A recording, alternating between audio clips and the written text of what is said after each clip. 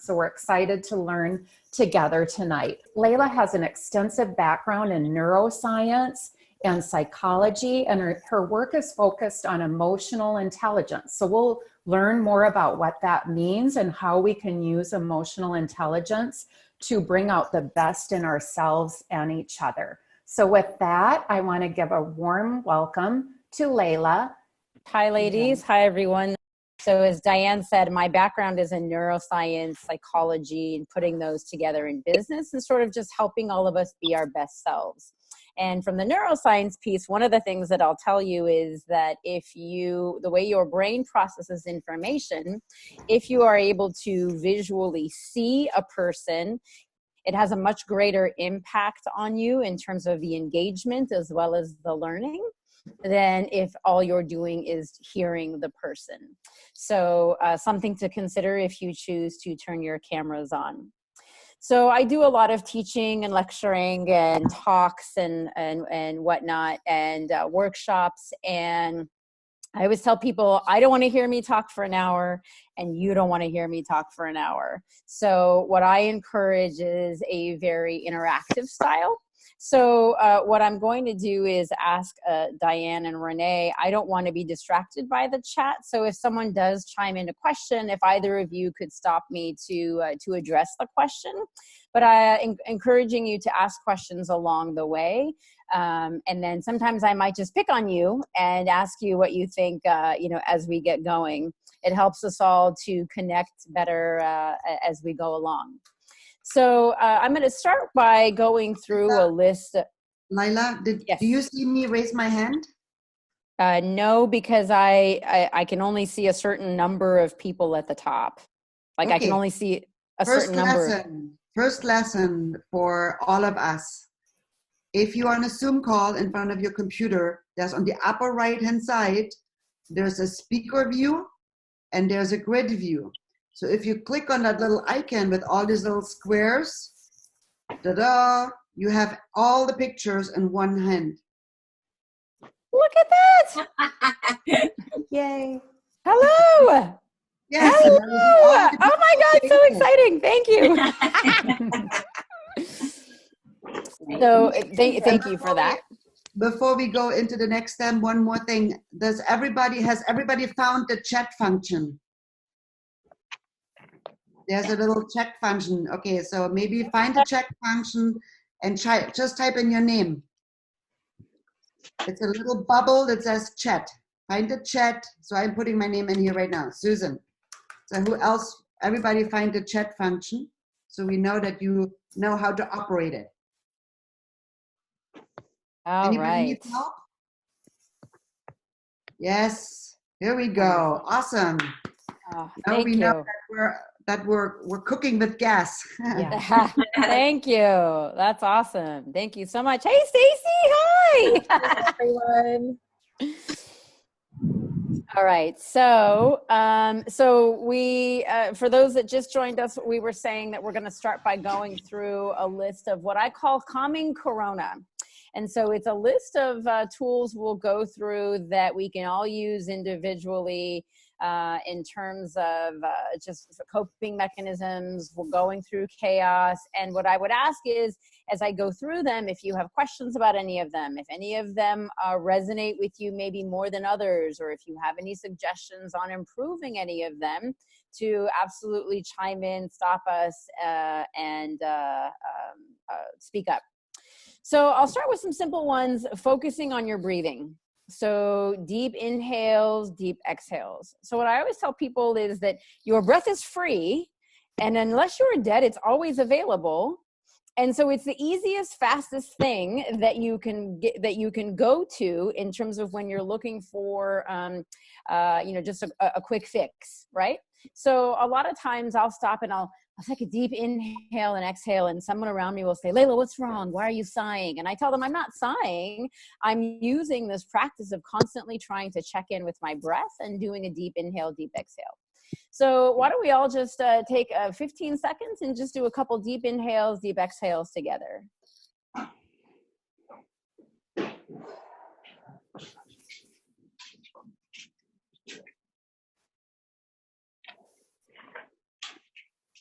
And as you're finishing your last couple of seconds of that, what I would add to that is that's one of the things that your breathing communicates to your brain, is that when you're breathing fast, your brain says, the relationship between my breath rate and my brain says, hey, something must be happening. I should breathe faster.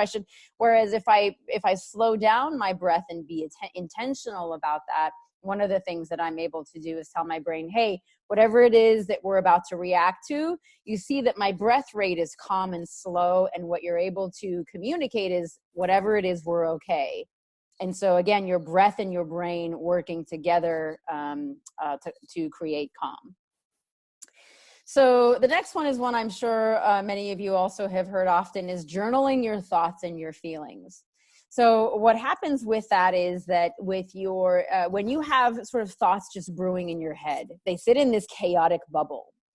And then when you are able to take those thoughts, that chaos, and form them into actual thoughts, then you've added the next layer of sorting through the chaos. First, you took the chaos, then you started sorting them into thoughts. Now, if you sort the thoughts into actual journaling, what that does is engage even more brain parts, where now you have to formulate sentences, write down the sentences, read those sentences. And so all of that greater engagement helps your brain sort through what it was housing just in sort of this chaotic bubble, and instead break that down with greater structure. So what that does is when you leave something in a chaotic bubble, your brain says, whatever's in there must be a mess because you don't want me to look at it. But when I take it apart into these digestible pieces, what am I feeling? Where's it coming from? Why am I feeling that? Then making it more digestible helps my brain to say, okay, whatever it is, it's, since we're looking at it, it must be okay. And giving yourself more permission to sort of break that down. Okay, so focusing on your breathing, deep inhales and exhales. Number 2 is journaling your thoughts and feelings. So the next one is distinguishing between feelings and facts. So oftentimes what happens, so the way your brain develops is it's from the back forward. And so you do emotional processing before you do logical processing. So everything that you process emotionally before you do logically. And so often our emotional reactions are rooted in fears that aren't true. So focusing on what is true helps us to create calm. So there's so much news and so much information and so many feelings and so much fake news and all of that, right? Taking a moment to distinguish between what's a feeling and what's a fact, again, is another way to create some calm in the chaos. So the difference between a feeling and a fact is absolutely unequivocally true. My name is Layla, and that's a fact. And the evidence surrounding that is that you can look on my birth certificate and see my name, right? That's a fact. If you said Layla's nice, if you said brain science is fun, if you said any of those things, if I said Susan's shirt is pink, all of those things are not facts, because the next person could say, well, actually it's magenta. The next person could be colorblind and say, it's actually something else. So when you're trying to distinguish between a feeling and a fact is exactly that. So when you start reacting to something that you're hearing, stopping and checking in to say, do I absolutely know this is true? There's a lot of uncertainty right now. That uncertainty oftentimes is based in feelings, not facts. That doesn't make your feelings any less important. It's just the difference between what's a feeling and what's a fact. So if your feelings are your body's way of communicating to you, when you have a feeling, it's absolutely important to stop to honor the emotion. But the difference between honoring an emotion and getting overwhelmed by it, getting overtaken by it, is 2 separate things. So focusing on breathing, journaling your thoughts and feelings, distinguishing between feelings and facts. The next one is using meditation and visualization. So what happens in visualization is that your brain oftentimes isn't able to tell the difference between the real of something and if you're imagining something. So for example, there's studies where people imagined themselves exercising a certain muscle, and then people actually exercised that muscle. And the people who just imagined themselves exercising that muscle had built muscle strength almost equivalent to the people that had actually done the workout. Now, that doesn't mean that, that doesn't work with diets. And if I sit around and I eat bonbons, but I visualize myself thin, and I wish that worked. I tried it, but it didn't work. But definitely in terms of brain activity, showing that visualizing. So for example, you can't see your friends right now, right? Physically, maybe visiting them as often as you'd like. But if you're able to visualize the positive memories of times you spent with them or your families or things that you enjoyed, that actually creates brain activation in a positive way. Hey, if visualization is all I can get right now, then I'll take it, right? So focusing on your breath. Yep, Susan, your line is muted, so I couldn't hear you. Paul, on the chat, who's exercising every day right now, and who's only visualizing right now? I'm in the visualizing part.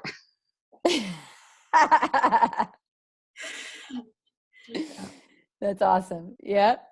So focusing on your breath, journaling your thoughts and feelings, distinguishing between feelings and facts, using meditation and visualization.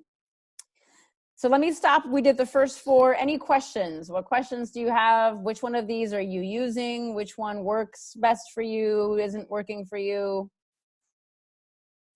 Should I pick on someone in the circle here? Susan, Claudia looks like she raised her hand. I see. Hi, Claudia. Hi. I did not raise my hand. I just closed my window before I unmuted my microphone. But for me, yes, I practice all of those, and they're all really, really helpful. And for me, it's also like if journaling, writing stuff down is not your thing, like just do something with your hands to get like active. Like I picked up drawing again, which I haven't done in like 13 years, which really helps, just like scribbling your brain out, or create something with your hands, like get crafty. That also helps for me personally a lot. Love that. Love that. When you say something, can you very quickly introduce yourself, where you're currently located? Like Claudia, Sure. You're Claudia from near Berlin, and you're currently in Australia. Exactly. I'm currently in Byron Bay, Australia, so very close to Stacy, actually. Okay, yes, cool. and I do. Yeah, I'm part of the cool. Julia, I unmuted you so you can tell us what you wrote in the chat. Oh, scrapbooking. All right. Hi, everyone. I'm Julia. I was in Boston before I went into Rematch, and now I'm in San Francisco, which is in lockdown. Yay. Same here. Hi. And since you talked about writing down your feelings, and if that's not something for you, doing a diary or a journal, I thought about why not do a blog, start a blog, or do a scrapbook.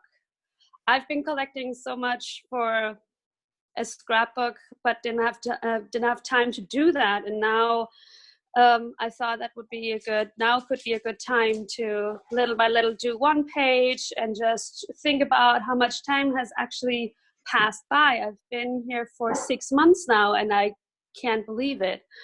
And also, since now is maybe not the best time for certain activities, but if you revisit the first days or the first weeks when you came here, when you were so optimistic, and I think that would be a good way to do that now. Love that. Great. Love that. Great. Anybody else? Memories. Anybody else? We know Anna, she does some not crocheting, it's knitting. She clearly showed me. Oh my God. Anna, what is that? That's a jumper. Well, it will be a jumper. Oh Please. my God. I'm cute. Anna. I'm in Sydney, Australia. We are not on lockdown yet, but it's coming, I'm sure. And I'm gonna keep busy making things and looking after my children. But yeah, if anyone wants me to do a little video of some crochet or some knitting, let me know. Yes, Love please. that. Yes, please. Lovely. Love that. Okay. Thank you, ladies, so much. Let's get back to our list. So the next thing I want to talk about is that you control the focus and the attention of your, the focus and content of your attention. So what I'm going to do is ask everyone right now to look at their right hand and wave your hand in the air. See all your hands. Okay. And I'm going to ask you to look at the ceiling. I should see everybody looking up. Look up at the ceiling. And then I'm going to ask you to look at your nose. I can't see my nose.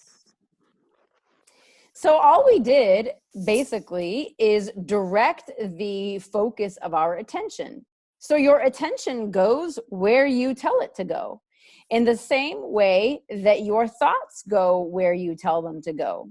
So you have control of your thoughts, your actions, and the power and meaning that you give something, and use that control to make empowering choices rather than defeating ones. So if I have the control to put my attention on the positive or the negative or the certain or the uncertain, if I have the control to focus my thoughts on the uncertainty of the future or on the facts versus feelings, all of those empower you to be able to feel less helpless in, oh my God, what's going to happen to me? The next one I would offer is name it to claim it. And some people call it name it to tame it. So identifying the emotions that you're feeling helps them to feel less overwhelming. So just a little bit ago, we talked about honoring your emotions. So if I'm feeling a sort of jumbled, I don't really know what it is, taking just a couple minutes to stop and check in and say, what is it that I'm actually feeling? Is it fear? Is it uncertainty? Is it anxiety? Do I miss my loved ones? So what am I actually feeling, so that I can then have a better idea of what does that feeling need to sort of, have some relief in this moment. So the next couple that we've gone over is, we said you control the focus and content of your attention. We also said name it to claim it or tame it. So identify the emotion so that you know what it is that you're feeling and that needs to be addressed. And then being able to then have a clearer understanding of, is it really about this thing, or am I projecting it from somewhere else? The next one we'll talk about is identifying your triggers. So for example, if watching, yep. Leila? Yep. I added in the chat a PDF with a list of feelings. I've been since about 6 years or so in an organization that brings like-minded people together. And so for me, it's an organization of all entrepreneurs, people who started a company or an organization and created that. And as we are all getting to know each other, we find out that the emotions and the feelings is this really what is most important to become aware of. And I shared a list that we're using in this organization with all entrepreneurs, usually it's like 85% men, and then understanding what do we really feel. And that list helps you to identify what do I actually feel in order to deal with it. So if you want to take that list and think about it and mark it, what do I really feel? Because sometimes we can't really express it because are you going there, Leila, where you're explaining that this part of the brain that creates the feeling is not connected to that part of the brain that has the words for the feeling? So we're I absolutely. I would love for you to take a minute to explain that. That's exactly correct. It's sort of what we talked about before, where you have the chaos and then now you're putting words to it. Yes, because it's so hard sometimes to explain what you feel. And the reason for that is because the part of the brain that has the words is not connected to the part of the brain that has the feeling. Mm-hmm. And if we have children with special needs and they're on the autistic spectrum, then for instance, then this is like what their normal life is, right? But for us human beings, if we're put in stress situation, and right now is clearly a time where there's a lot of it, we're struggling to express what we feel. We just know it's like, it's not good, right? Or it's wonderful. And so this list helps us to express, and once we can put the finger on it, it makes it easier to digest. That helps Awesome. a little bit, hopefully. Mm-hmm. Mm-hmm. Awesome. Thank you. Yeah. And especially, and is there maybe even if some of those words, if it gives you comfort to translate it into German or a language native to you, sometimes that helps because it's something that's more familiar to you. So if you find words that maybe connect with you more, maybe even trying the German translation. So our next one is identifying your triggers. So we said that, for example, if watching the news constantly is making you more anxious, then regulating your news intake. Or if a trigger for you is, man, I find that when I miss is exercise, that doesn't do that. I have a worse day. Or I find that if I don't take a minute to, spend maybe just 5 minutes talking to a loved one or a friend, I don't do well that day. So finding what are the things that are your triggers so that you have greater awareness of how to navigate this time. So what's an example of, any of you are aware of that would be a trigger for you? So like one thing for me is I know that I do much different on days when I haven't had any physical activity than if I get up, get outside, get moving, do something like that. So what are some triggers you guys might be aware of for you? Yes, Jennifer. Can you ask the question again? Mm-hmm. Sorry. What are some things that you may be aware of that are triggers for you? Things that, when this happens, like if I watch too much news, if I don't work out one day, if I don't spend a couple minutes each day connecting to a loved ones. These are examples of triggers. And so I can be more aware of what to avoid because I know that that's going to make things harder for me. For me, it's really hard. It's not nothing with the news or with the virus. It's now the situation at home, the working, that my host child with special needs is, I work 8 hours or 9 hours a day or 10, it depends. And normally I spend only 4 hours with him and he is in the school and I have only the baby. And he's triggering me because he's asking me 10 million times the same question, or when I'm telling him, hey, can you wait now because I'm doing the laundry or the dishes? Then we do play after that, the game or something. Then he is asking me the whole time, can we do it now? Can we do it now? Can we do it now? And I'm exploding inside of me. And I worked 1 week full time and now this week starts and my favorite thing is now I would love to go home, but I will not do it because I love my family so much and I can go talk with them. But I think I will break when I do it until April. Mm-hmm. So one thing I would offer, and that's absolutely a very real situation, right? And there are only a certain number of choices I may have about that. So if I'm looking for a quick fix, then the fastest thing I can think of is that if I know that the child has special needs and has less control over his or her behavior, and I know that that child's going to keep asking me, can we play now? Can we play now? Can we play now? So I can't control the child. Mm-hmm. And the child probably has less control over himself than if he was in special needs. What I can control is my reaction. So maybe a quick fix is what I would do is when he starts asking and repeating the question, I would then create a visualization for myself that I can go to so that I can use that visualization. Maybe it's, Christmas time or me on a beach or me with my friends. And so as he's projecting that, I'm going to my visualization. Maybe I'm counting to 10. Maybe I'm taking deep breaths.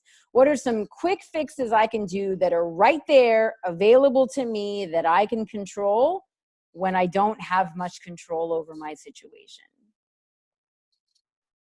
Make sense? That's perfect. Thank you. Yeah. Any other triggers, questions? Susan? I want to share one for myself. As many of you may know, I have a 4.5-week-old baby girl, and I'm nursing every 2 hours, so I'm getting very little sleep. And when I'm not rested, I'm very cranky. If somebody comes and annoys me, I'm blowing up on them. Yesterday, I was about to get divorced, right? Because he wanted to ask a question at the time when it was not, didn't fit into my plan. Here he is again. Speaking of which, the milk is in the fridge. One bottle. Come here. Come here very quick. That could not have been better, Susan. Hold on a second. I'm going to take off my background so you see what I'm talking about. So this is my Hey, husband. Marshall. Hi, Hey. So I don't want to get divorced, but I'm super tired and super cranky when I'm not sleeping enough, right? And the baby is crying and I want to work because I'm here to support you all. What can I do? I cannot deal that the baby is crying. I cannot control him when he wants his thing at his time, but I can control myself, hopefully. So it's in the fridge. There's one. One bottle. What did you do with the other? This is like right on cue. One bottle for now. We don't need any other bottle right now. I deal with it afterwards. You need to pump again. Yes, I will pump again. Can we do it again? First time dad right there. You don't need to have a special needs child, right? In your family. So Susan, for you, it was sleep. You guys. Yes, I please. get you guys. So what works for me, I need to plan ahead because I cannot control my environment, which means self-care, self-care, self-care, guys. Sleep when you're off, exercise when you're off, find something where you can exercise virtually, eat food, drink a lot of water, self-care, self-care, self-care. Because if I'm not sleeping, when the baby's sleeping and then force me to go into my room and lock everything down, I'm not rested and I'm not of help to anybody, including myself. Absolutely. Absolutely. Life, Thank you. Life except with you guys. Absolutely. I'm in here with you. I came back from maternity leave because I want to be here with you guys as we're all going through this really difficult time. And I can just tell you, we're trying to do everything, including bringing in people like Layla, who is brain scientists, to understand what's going on with us, right? How can we help ourselves first before we help our children and our host families and can be the home front heroes, Yeah. Claudia, you had a question? I just wanted to bring up another trigger. First of all, Susan, you look great, and I would have not expected that you have a lack of sleep until you said it. You look absolutely fabulous. In a week. Come on, guys.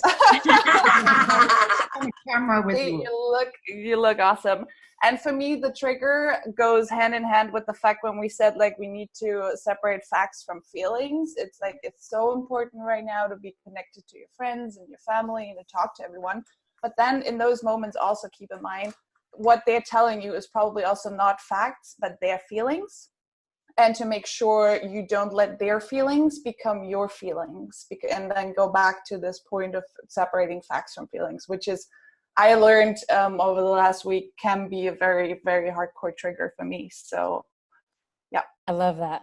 Absolutely. Thank you. And what I love the most about that, Claudia, is the part about don't let other people's feelings become your feelings. Absolutely. And what you started with was about connecting to people. So our next point actually is around create community. So reaching out to others in your support system. And if you don't have a support system, a great opportunity to create one. And it doesn't take much. So your brain doesn't say, oh my God, there's only one person or there's 100 people. Your brain says engagement is engagement. So if I'm connecting, I'm connecting. It fills you in the same way. It's not about the quantity of relationships. And so it doesn't mean that I have to have, this many people around me. Even if you had just one solid person that you were creating community with, the concept works the same. Our next one is a very easy one. Be grateful. So keeping a gratitude journal and using it daily. So gratitude literally changes the structure of your brain. So part of my morning ritual is a gratitude journal. And because I do it every day, sometimes, it doesn't have to be profound. So sometimes my gratitude is literally the washer dryer, or that, my hearing worked well, or that I had an extra blanket, or, it doesn't have to be profound, but it has to be consistent. And so it's anytime the beauty is that if you put it down, you can still pick up the routine at some other point in your life, or if it's something you used to do or wish you did. It's free, it's easy, it's quick, and it doesn't take much. So doing a gratitude journal, 60 seconds in the morning, 30 seconds in the morning, or even at night, but just being consistent about it has a lot of impact. So our next one is make a toolbox. So keeping a list of different tips and tools that help you. And when you're feeling distressed, going to the box. So what I tell people is literally take like a tissue box or a shoe box or something and label it. So maybe get colorful with it or get fun with it. Maybe put pictures on the outside of things that you enjoy or people that you love, and labeling it the toolbox. So what happens is your brain has a limited amount of bandwidth. And when you're taxing the system, in particular in times like this, and there's a lot of stress, there's a lot of chaos, when you're taxing that system, it has a lot less bandwidth to give to things like self-care and calm and self-awareness and things like that. And so that's the time where I don't want to have to sit and scramble. Okay, so what can I do? Or which things did I learn before? If I literally make myself a toolbox, I call it the Love Me Toolbox. And I can, in those moments of distress, man, I'm just really having a rough day. My special needs child is really just, wearing me out today. I can go to the box and there's, 10, 20, 30 things in there. Every time you learn something new, put it in the toolbox, and you can go and pull from that box and say, okay, which one of these? Oh, I forgot about that one. Oh, that one might be helpful. And then keeping that box somewhere where you can see it, because it's staying in your awareness keeps you aware of it, as opposed to putting it away in some closet where I forget about it. And when I need it, I forgot that I had it. So we said, create community, be grateful, make a toolbox. Our next one is maintaining your boundaries and self-care. So for example, if everyone around you wants to talk excessively about coronavirus, and you know that makes you more anxious, then removing yourself from the conversation. If there are boundaries that you can put into place for your special needs child, and I know that creates a lot of limitations, but even looking for the small ways where you can maintain a boundary and maintain your self-care. And the other significance of that, however, is communicating to yourself the awareness that, hey, this thing that I'm doing is for an example of me holding a boundary. So your brain says, hey, I want you to file this action that I'm taking under the boundary category, so that it's another example of a way that I'm trying to hold boundaries. So create community, be grateful, make a toolbox, maintain boundaries and self-care. Our next one is get moving. So I think Susan touched on that earlier. Exercise, go for a walk, do yoga. So my gym is closed, but I have to exercise. And so YouTube, God bless YouTube, for free, has 1 million workouts, I'm sure it's more than 1 million, that I can follow along at home when I have time, to my own comfort level, and squeeze that in when I can. But there's so much research that supports the significance of elevating your heart rate and getting some sort of activity and some sort of exercise. And again, unfortunately, just visualizing it's great, but it's not enough.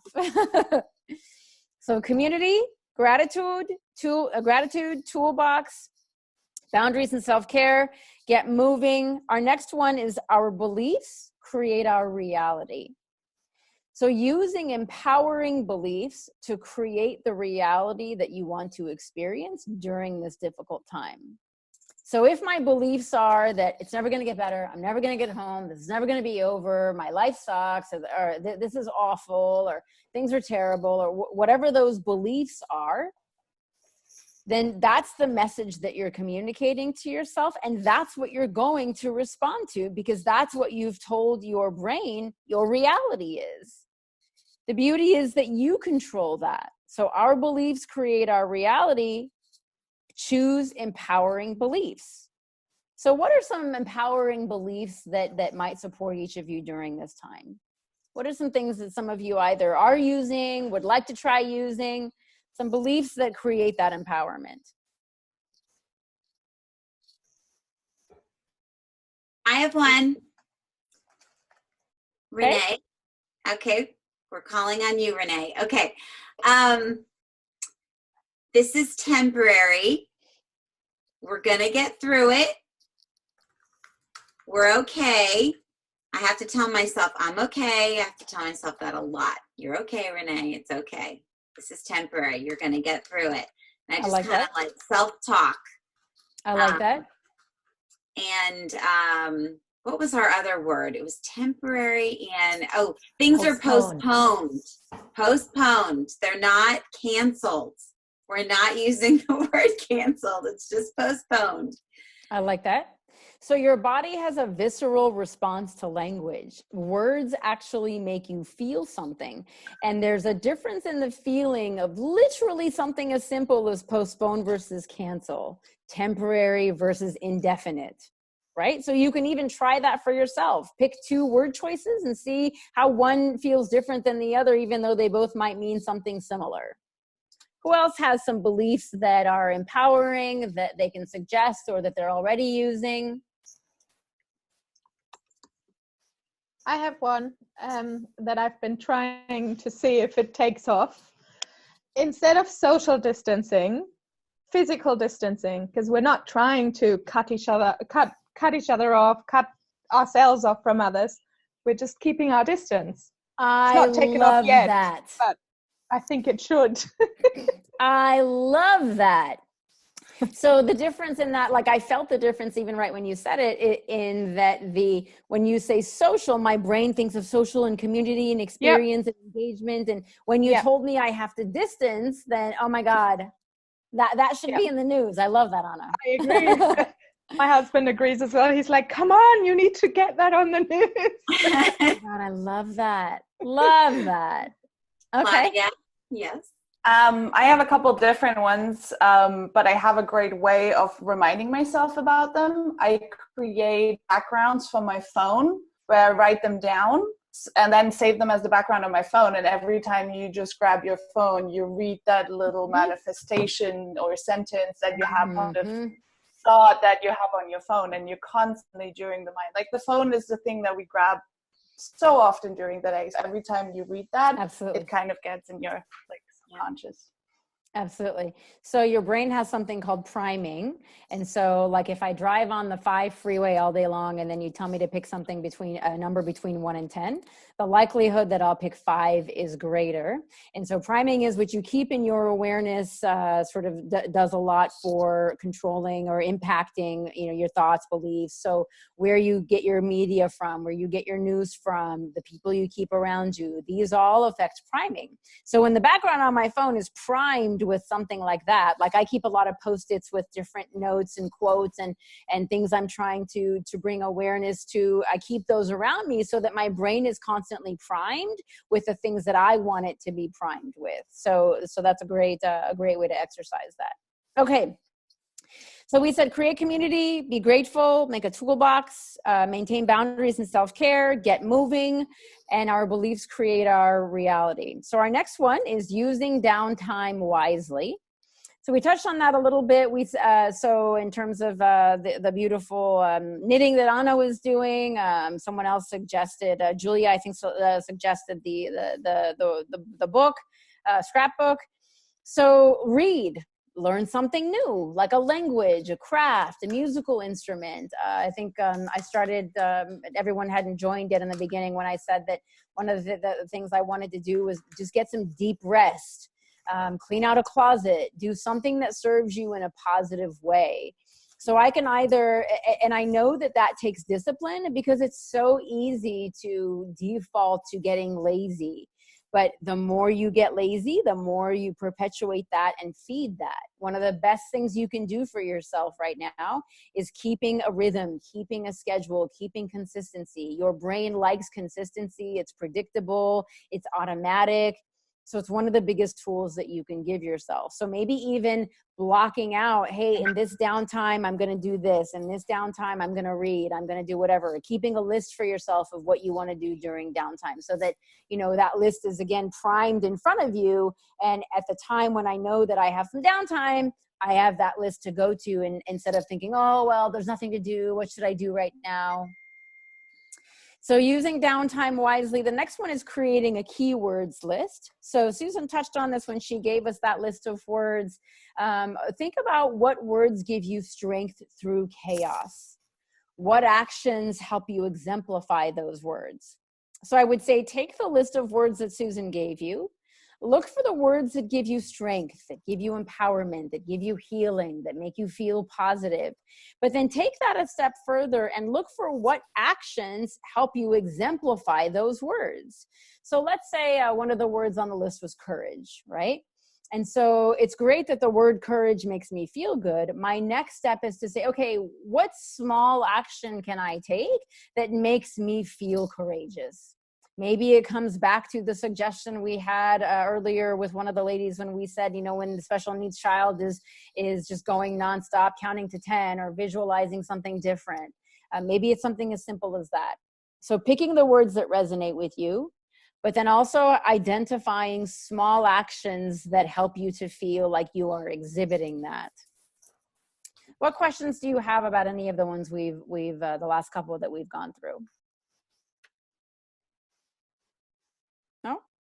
Okay. I like their, I'm looking at their their responses, and we've got baking breads and gardening, brewing my own kombucha, yoga, running, drawing, dancing. I want to learn how to do that kombucha. Who's doing the kombucha? That's Claudia. Claudia. Maybe you can show us. You could do a YouTube, a Facebook Live. Exactly. I can put that in a self-care watch group afterwards. That's super cool. Love that. Walking, somebody said dancing. I love that one. Dance like no one's watching.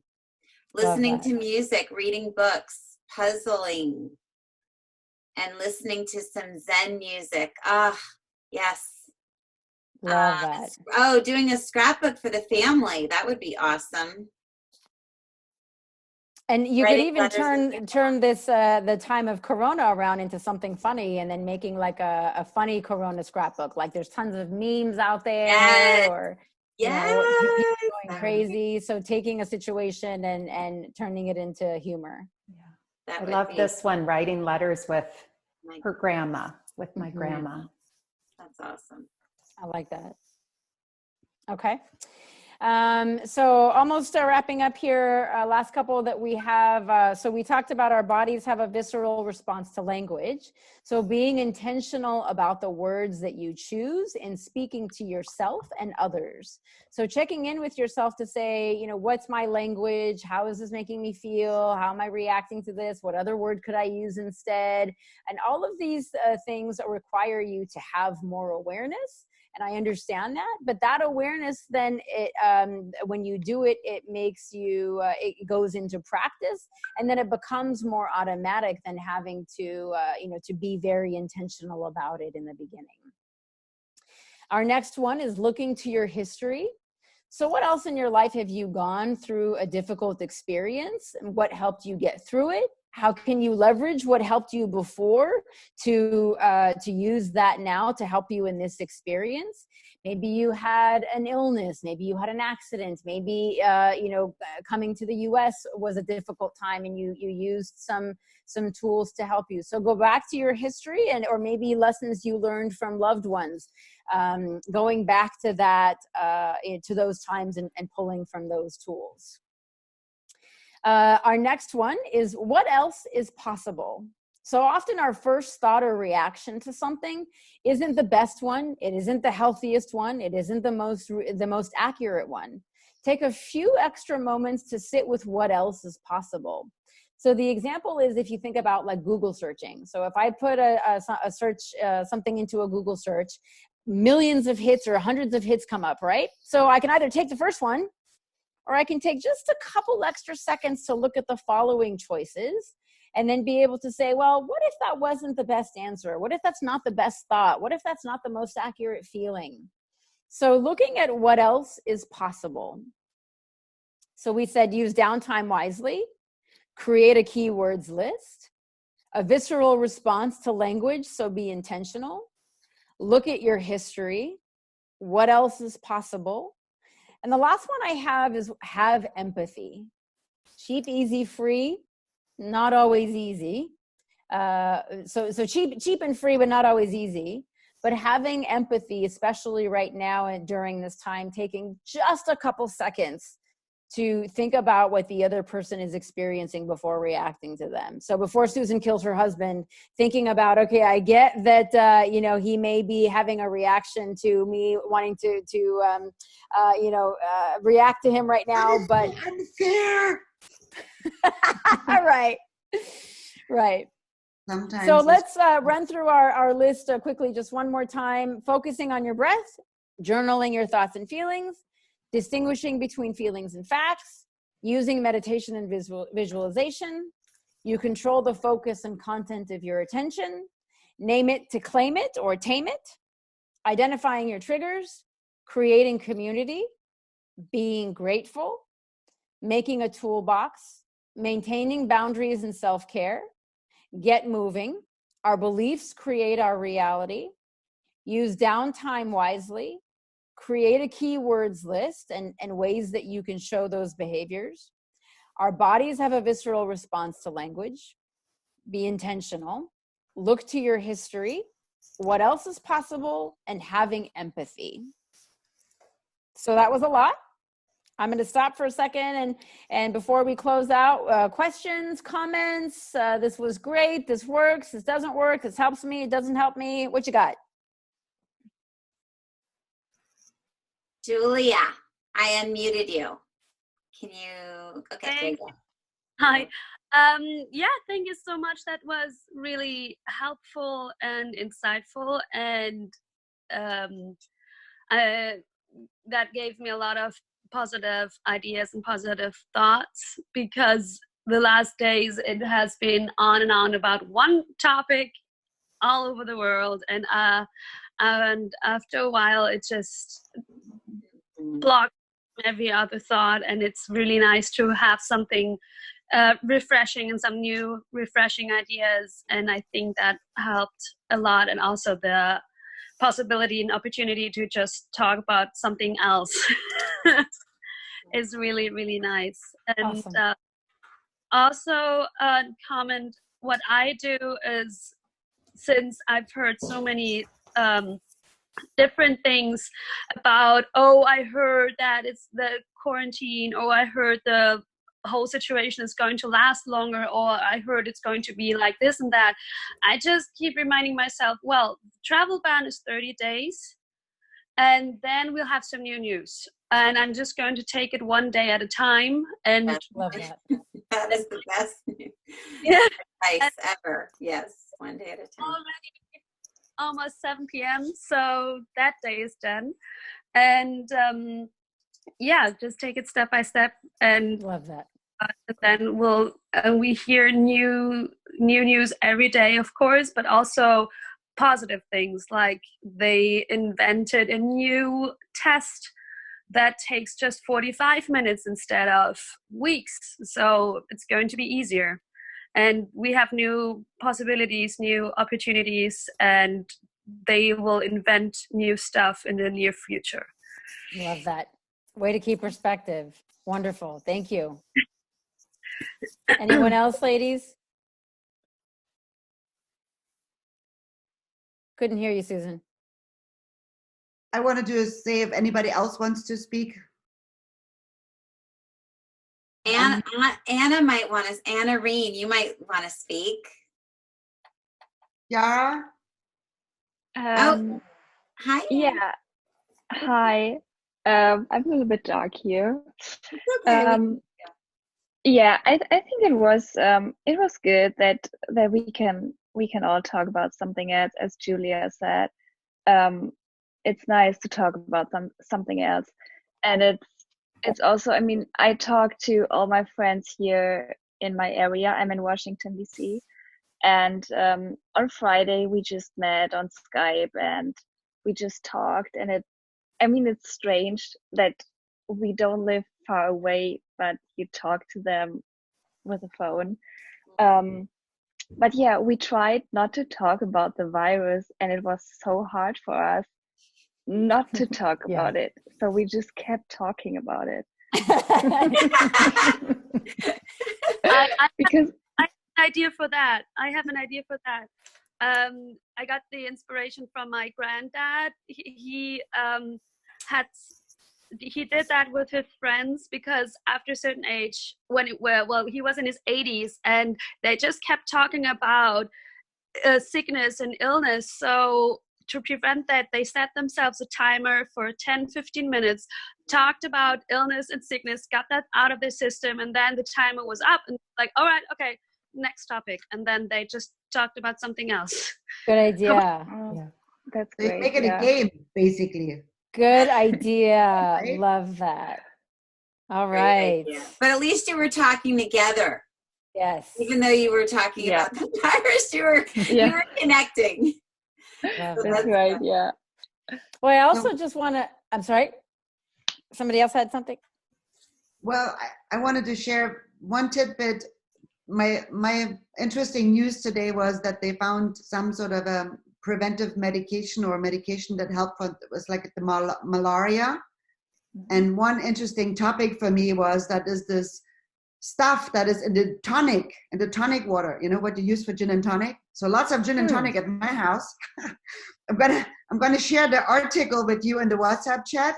So drink tonic, you know, not overdo it, but you know, if Thank you. Could help.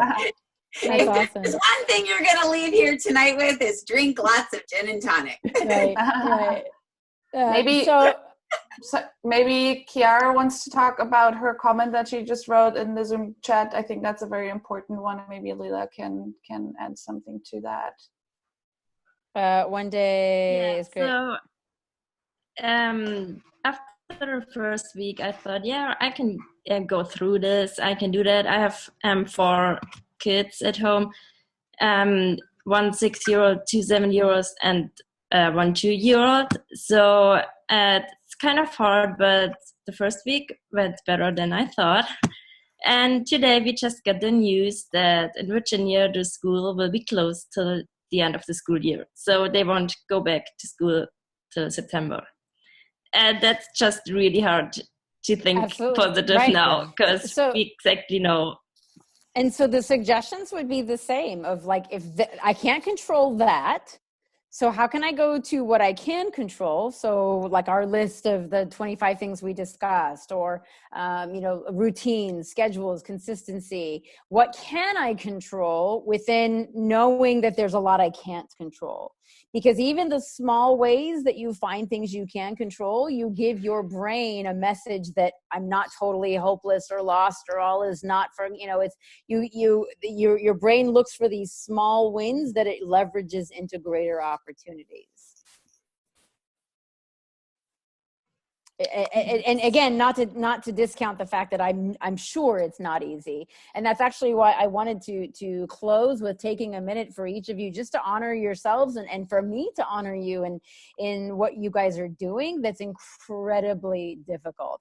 It's hard to take care of one special needs child, I'm sure, let alone plus other children, plus house duties, plus the stress of all this, plus being away from loved ones. So know that there are a lot of people that are highly honoring you and your courage and your strength and what you're doing during this time to just be amazing. So in my small part, I thank you for that, and for taking the time to be with us here tonight. Yeah. Diane, Renee, and Sarah, Susan, thank you for hosting this. I also wanted to say thank you so much, because you are really, truly the home front heroes here. Without your help, your parents could not functioning and not working. So you being there is helping your parents to do their jobs. And every family, every parent in their working life is doing something where they're keeping the economy going, where they're keeping society going, where they're leading teams. Speak with your parents, ask them about their work, because it also gives you something different to talk about than the virus. Ask them what their jobs are, what their purpose is, why they're going to work every day, what keeps them going, and have them really share with you what's driving them to get out of bed every morning, why they're doing what they're doing. And you will be amazed the stories that you will hear from them. And your interest in their work will motivate them to keep even stronger and to appreciate you back for being there for them. Because we have so many of our host parents doing so important work, but they couldn't do it without you. And sometimes it's just that little extra thing of,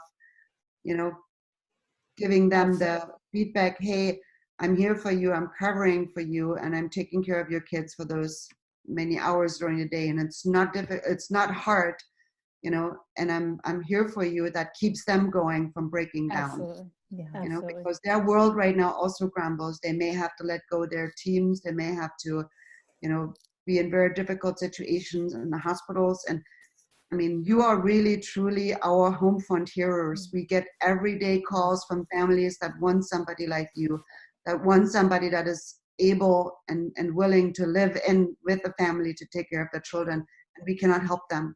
Absolutely. So at any point in time, if you feel like not appreciated by your parents, speak up to your area director, to your regional director. We're here to help you, because you are, right now, you are so wanted by so many parents, and we cannot have care for their children and for their parents. So absolutely, I cannot express it hold enough. It's like you are really right now holding up the fort on the home front in the homes. And if you feel like you need to speak to somebody, call us. We're here for you. I'm back from maternity leave. You have me now also in your WhatsApp.